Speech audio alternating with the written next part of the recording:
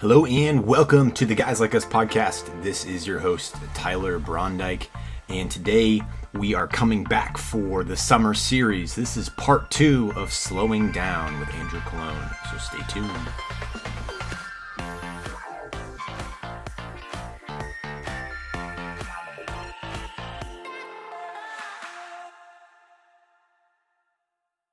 Hello and welcome back to the Guys Like Us podcast. This is your host, Tyler Brondike, and we are back for another episode today. I'm joined again with Andrew Cologne. Andrew, thanks for being here.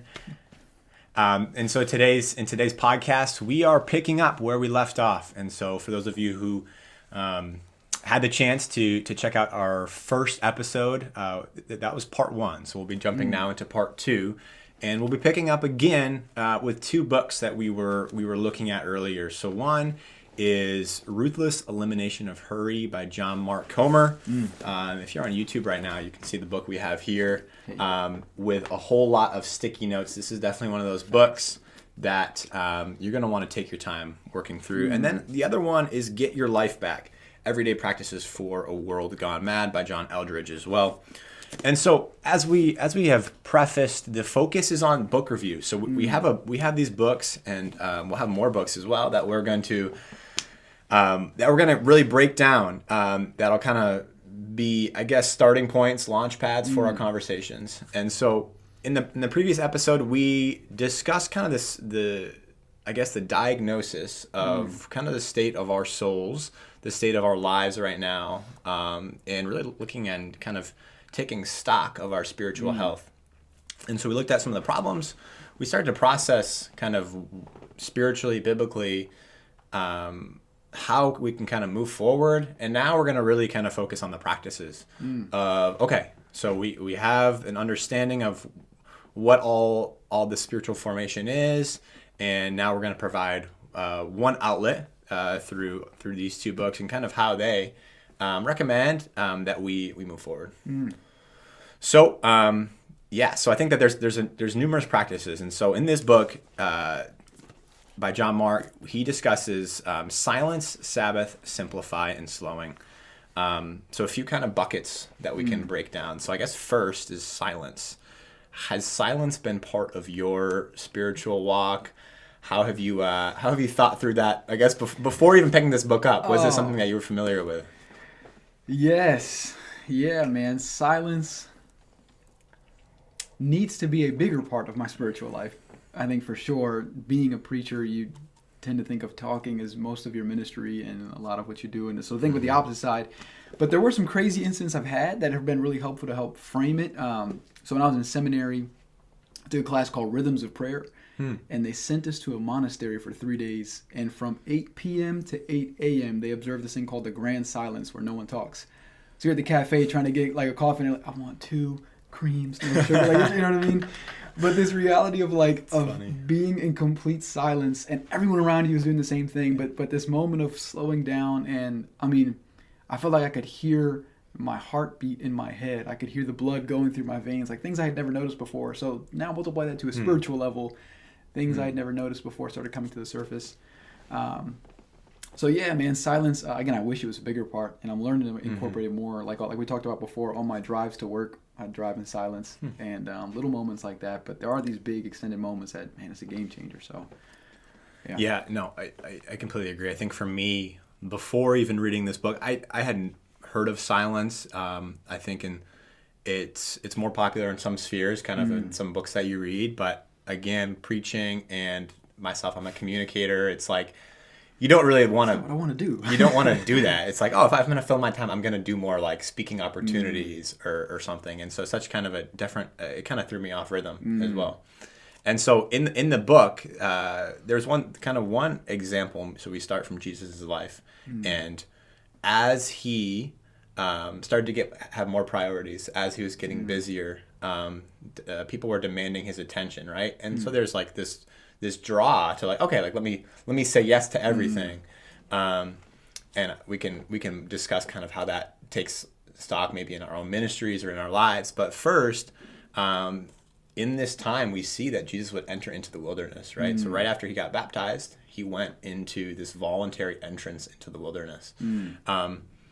In this, which seems kind of, I guess, kind of contradictory to what a natural response might always be, right? In an impulsive decision. To blow up. yeah, right. Like I got this platform. Like, come on, let me leverage this. Let me talk. Right? Yeah. And so we see that in Luke, right? The busier and more man he became, he withdrew to his quiet place to pray. And so, yeah, I guess just what are some practical ways that people can maybe think about silence in a day-to-day, maybe in a season rhythm that might be helpful for them. And so I can start here. And I think one for me is, I think for exercise. I think one way just to even take a prayer walk, and no headphones, if you're by yourself or with somebody else, just be in silence and just go for that walk. And I think it's a great way to get in connection with your body as well, and kind of hear and listen to, taking stock of where you are. And I think that's just such a great way. And for me, I was training for a marathon last year, and people think this is crazy, but I ended up doing, I did a lot of my runs with no headphones. And so these long runs, with no like headphones. 3 hours with no headphones. Yeah. And so I think it was interesting because, like, I personally, you think about a lot, and then you start to these things that you've been pushing away, or have been in this kind of denial mode of, like, this isn't really impacting me, like, let me just push it away. It starts to kind of hit you head on. And so that's the thing. So scary. It's scary. And I don't want to be like, go, like, fight this war, but, like, it'll come. Real. It'll come, right? Like, it'll come, and you're gonna realize that this is actually the place of growth. And right, you don't want to be too, like, forceful and, like, pushing it on yourself, but, like, when it comes, like, you'll understand, like, like, this resistance might actually be something that is conducive to growth.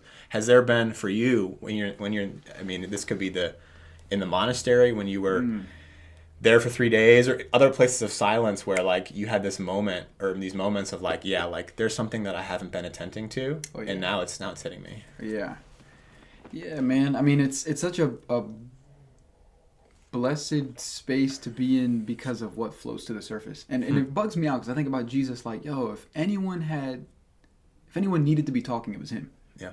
Right? And if he only knew his timeline on earth was 33 years, you think about, like, dude, fill that 33 years. You better be talking every second and teaching us what you can teach us. But that made me think, like, the silence is just as much of a teaching. And so choosing to do that. And so all I have to say, this reality of, like, man, there's been moments in the silence where I was feeling resistance in my soul to something. And it's like when you're changing a bearing on a car or a skateboard, and it's not pushing the way it's supposed to. It's going slower than it's supposed to. And when you finally find that little piece of dirt that's there, it begins to spin freely again, and all that freedom begins to come. But it only happens when you slow down long enough to listen, right? Or you can hear the bearing squeaking, and you know what I mean? So it's this thing of, like, in those silent moments. And so for me, there's a daily rhythm of it, of finding a 5-minute time of the day where I can just, so lately I've just been, before I get to my desk, I sit there, again, it's kind of a weird posture thing, but it's all that part of my mental thing. I put my hands up like this and just sit in silence and say, Lord, if you got something to say, I'm listening. And just for a minute or two. Sometimes I'll even set my clock because I know I can't last longer than 10 minutes at first. So I put my hands there and I wait. And then there's this annual rhythm. There's a monthly rhythm that maybe take a little bit long, like a longer time. Like if I can go take a hike or a walk or something like that, I'm gonna do that. And then hopefully, like, once a year, put in a bigger chunk of time. Yeah. And so thinking about it, like, on a systematic thing, like, all right, there are these big, or if a big decision is coming, that's the thing too, right? Like, if something big is coming, I want to slow down and realize, like, so Jesus felt his ministry was accelerating quick. And so he jumped into a moment of silence. And so thinking, like, if there's a moment where we know things are going to get intense, where we're more apt to lean on our human ability to say, hold up, Lord, help me hear you. And to do that, I got to clear the stage. Wow. I love that. Clear the stage. Yeah. I stole that from Jimmy Needham. He's a singer. Subtle references from just random places. It's the title of a song that he makes. I'm like, yeah. I love it. And so, I think the silence... component is hard, and John Eldredge in his book talks about this 1 minute pause, right? And so I think for some of us, if this is completely new, it's just taking that first step, taking that little leap of faith to say, hey, you know what, this actually might be a good thing that I'm doing to welcome God and welcome the Holy Spirit into this moment right here.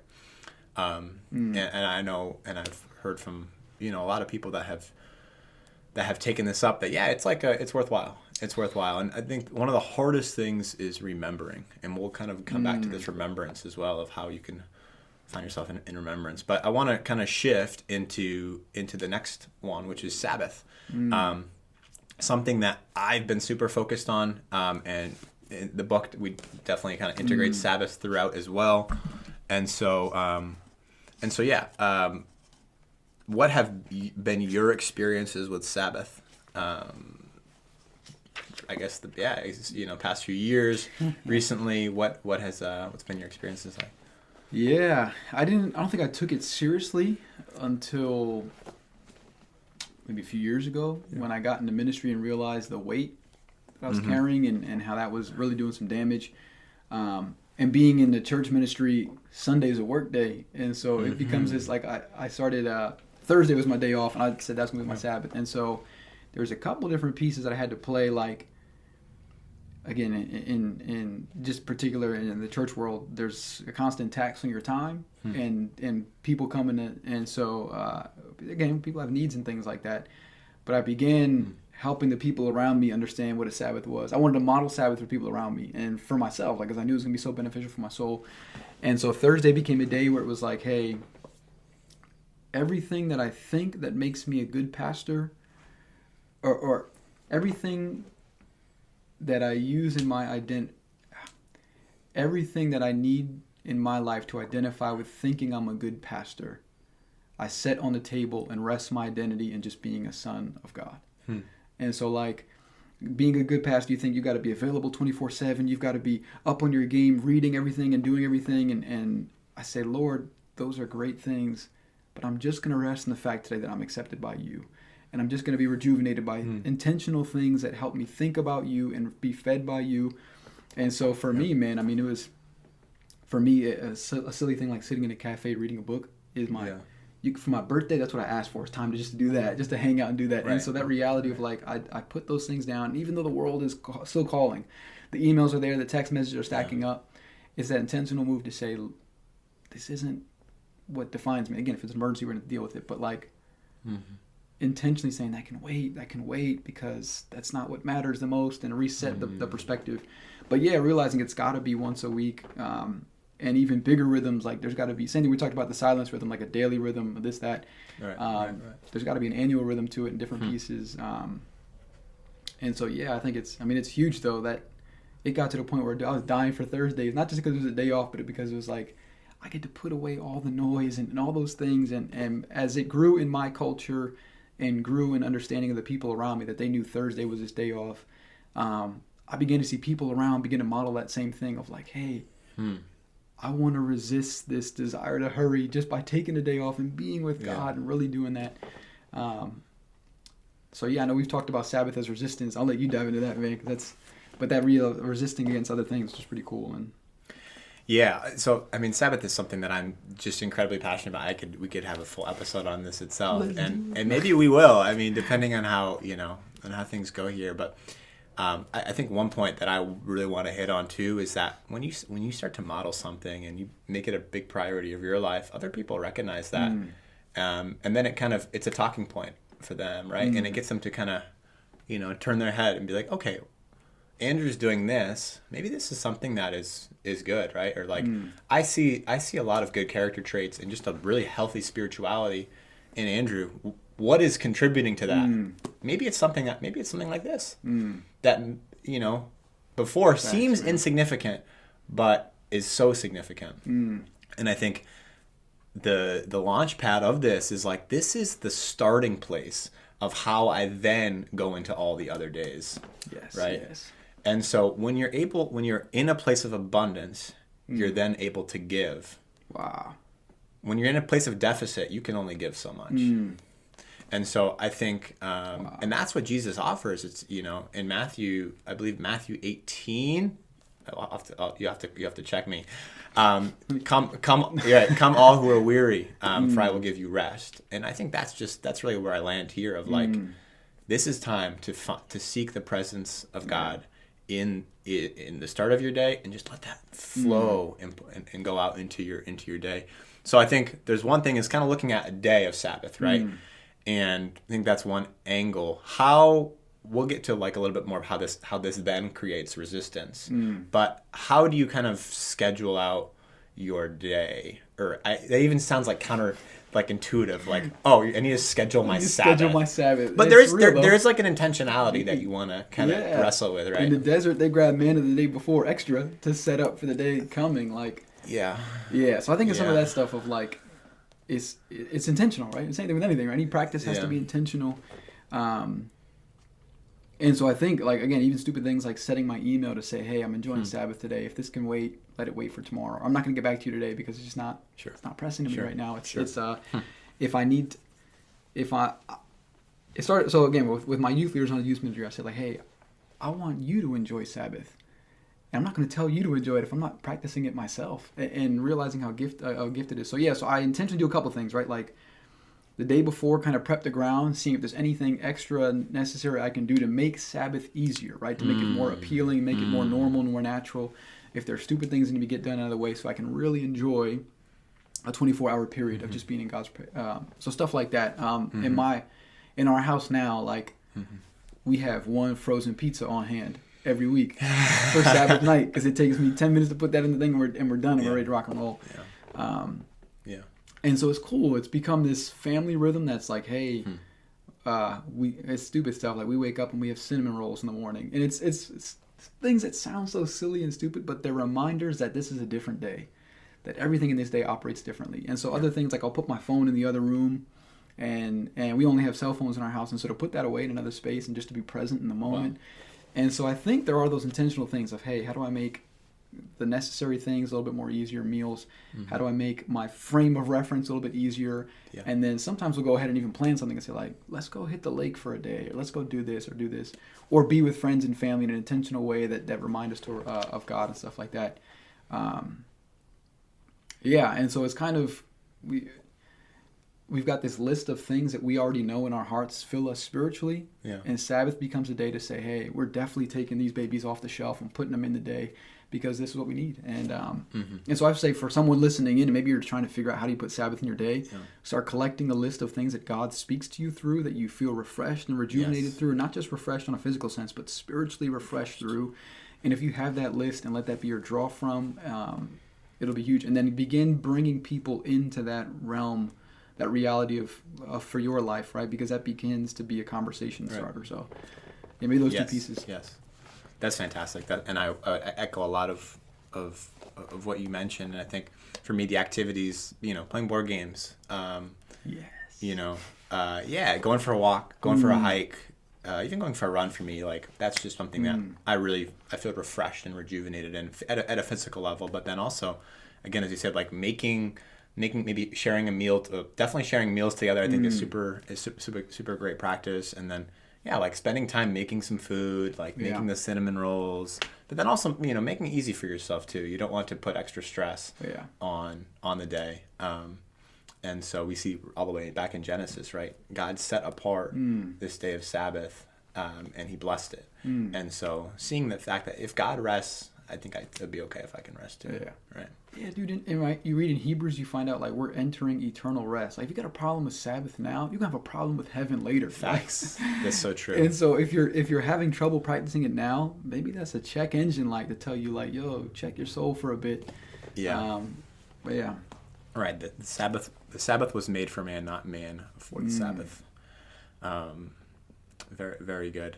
And then, as you said, kind of on I think there's two other elements as well. One is on the maybe the yearly rhythm. And so for me, I've been doing a retreat, and so spend a few days of like, here's a retreat. We're going to go up to get different perspectives. So typically I'm in Massachusetts. We're both in Massachusetts, and so going up to New Hampshire or Maine, and maybe getting a little bit of a different a different viewpoint, or higher or lower viewpoint, whether we're in the mountains or kind of down in the valley and by the lake, and I think that's been super helpful for me.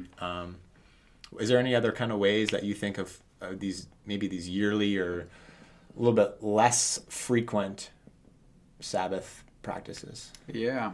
So there's a couple good ways to think about it. I think part of that is planning a trip, change of pace, change of place equals change of perspective kind of thing.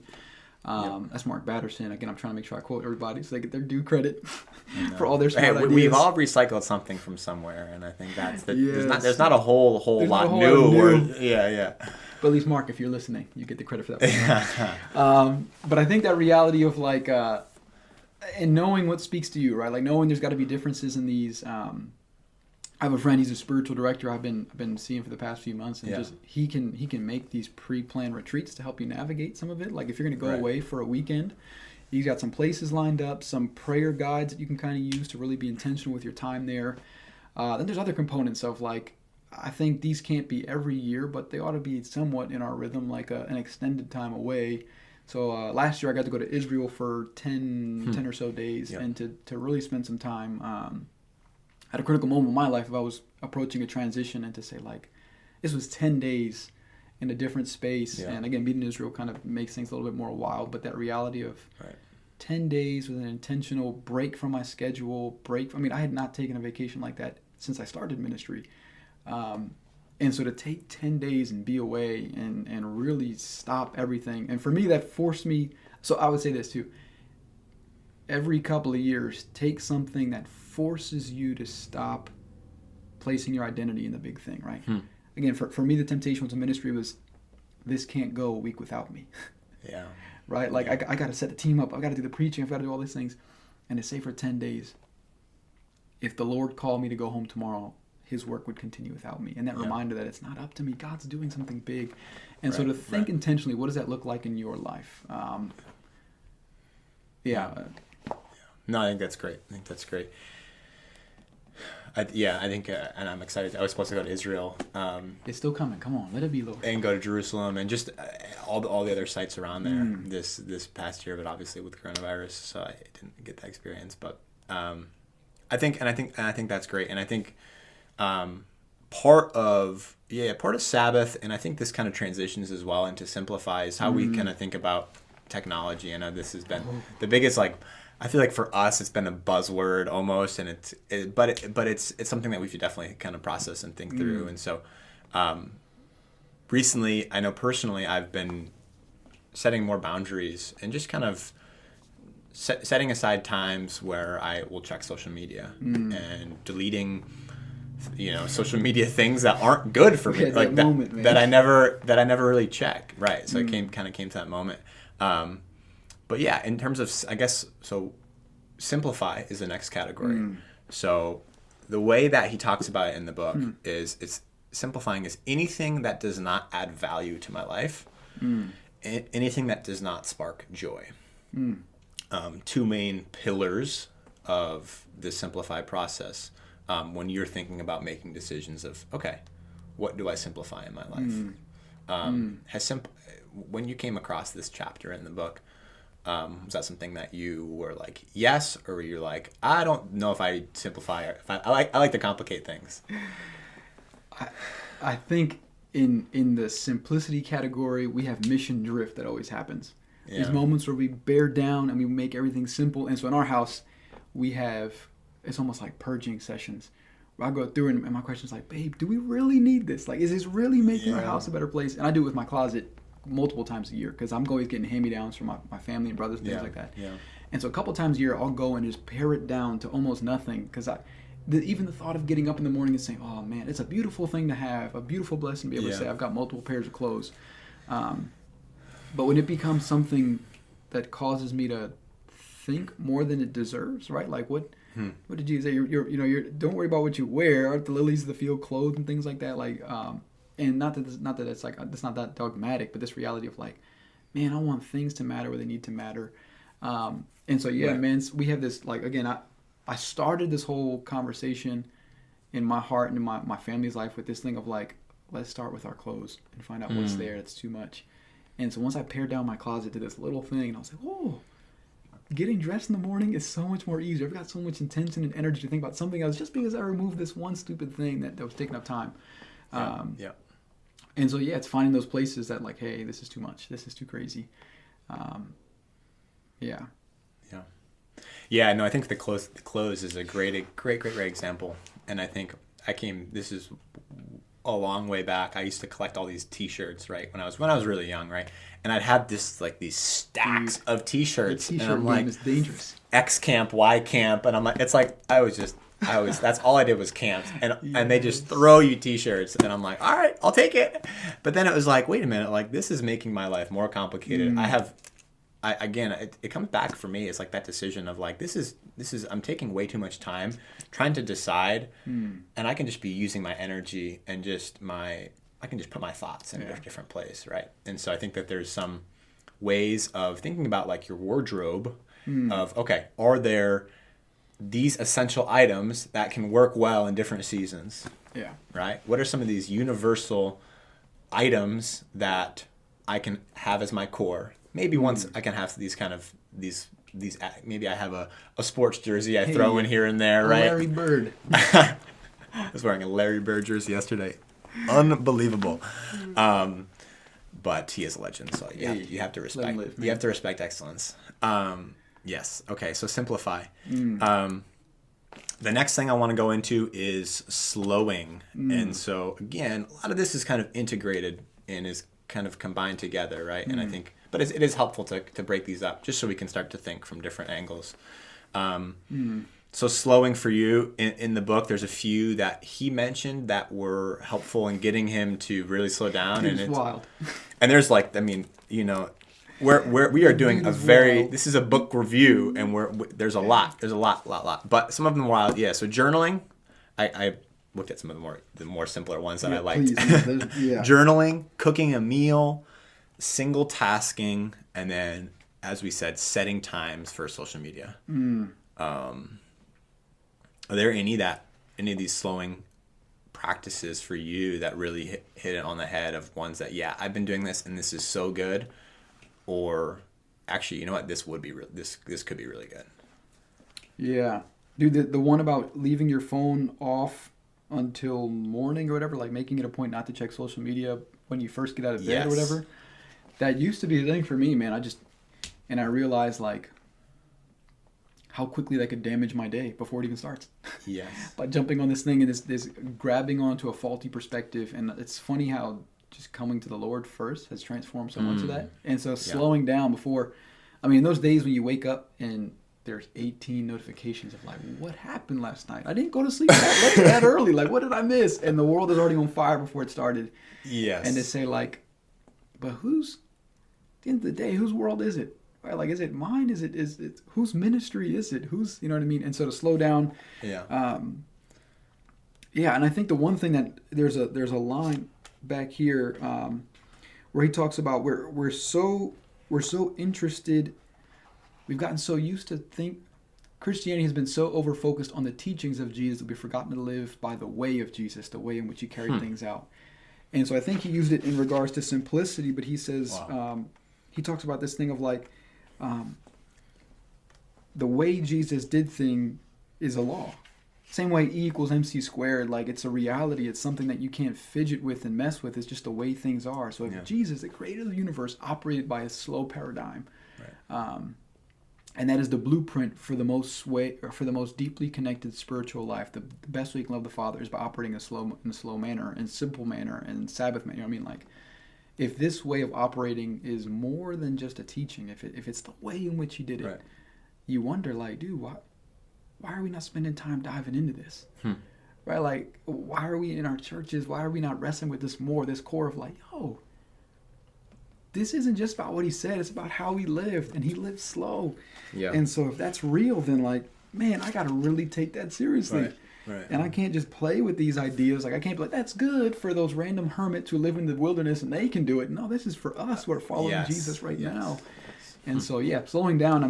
The other one that I think was good was like, so again, he gives you some that are going to help you get there and some that'll help you start.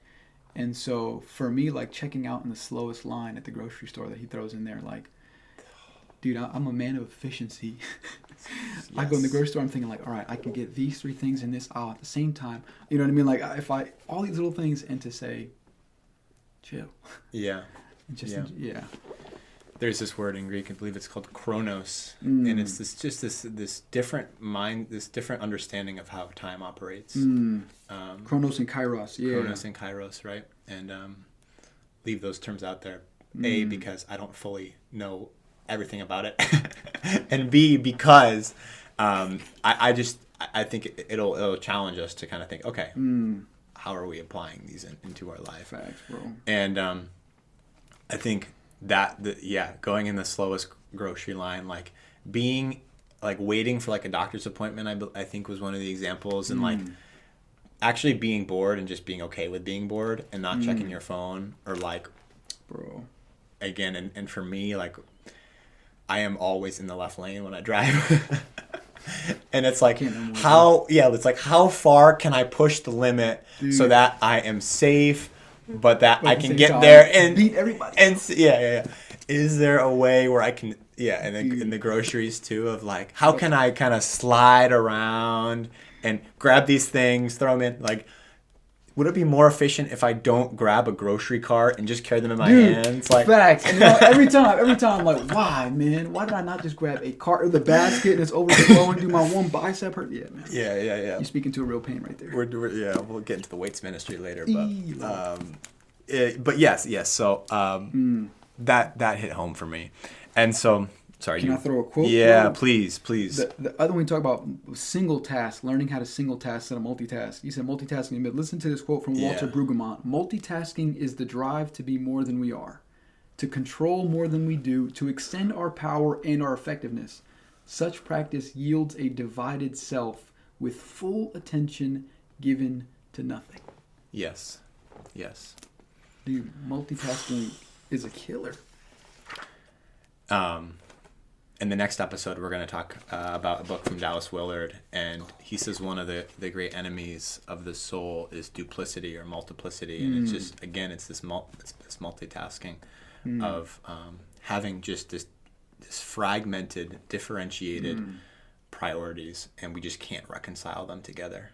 And I think multitasking leads to that. It leads to just this, and another word might be called chaos, and it's I think a lot of times we face that. And it starts in our own lives.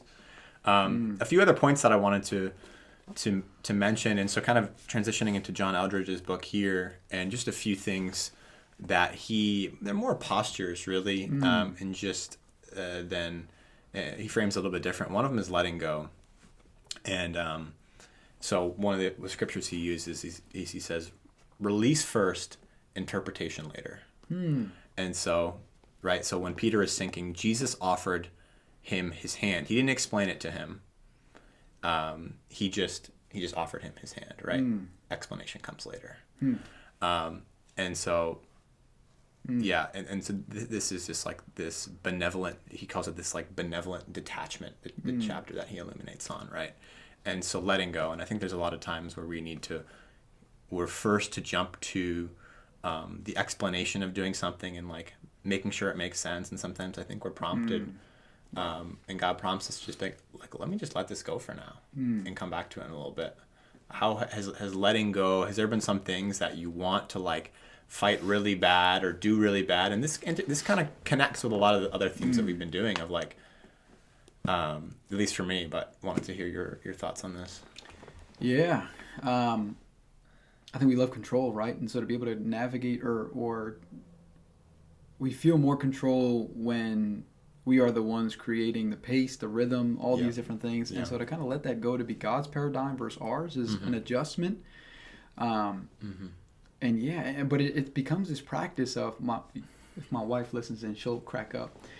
We'll go to a restaurant and they'll get my order wrong and I won't say anything. She's like, "Babe, say something," right? Like, and I'm like, maybe it's God's will for me today that I gotta get this bacon burger instead of what I was looking for. And like we joke about it, but it's become this mentality in my heart. And again, that's not. Please don't. Don't be fatalist. Yeah, don't be fatalist. Don't do that. But there's this reality of like, how can I posture myself to just receive God's will for my life? Right. And what do I need to let go of my demand for an answer, my demand for an explanation, my demand for this to even make sense, and just have a trust in God that, all right, Lord, this doesn't make sense in my world.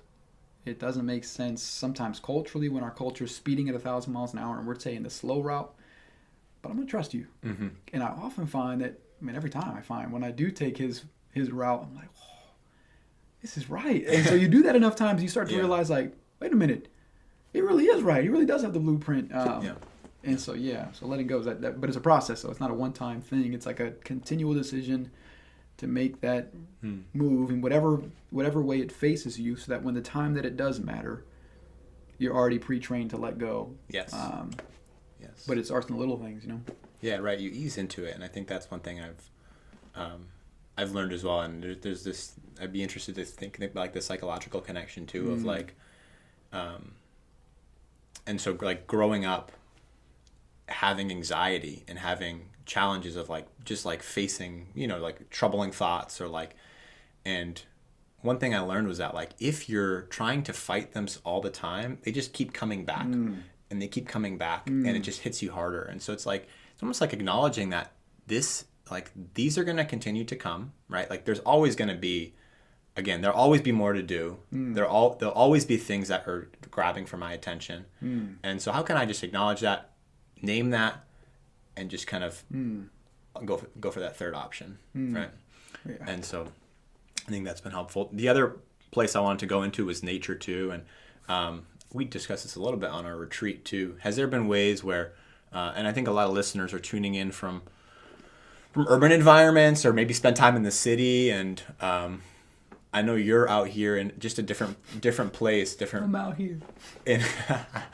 You from New York City originally, spent you're in an urban environment. Where you were recently was also an urban environment, and now transitioning into definitely a more rural space, which is where a lot of people in my high school than our town, man. Right. Well, and a lot of people live in these rural environments, and I think sometimes we can be so quick to like to think of it as like this like lower level of living, or like push off like the urbanization is rich, man. It's and so different. Again, this is kind of a side tangent of nature, right?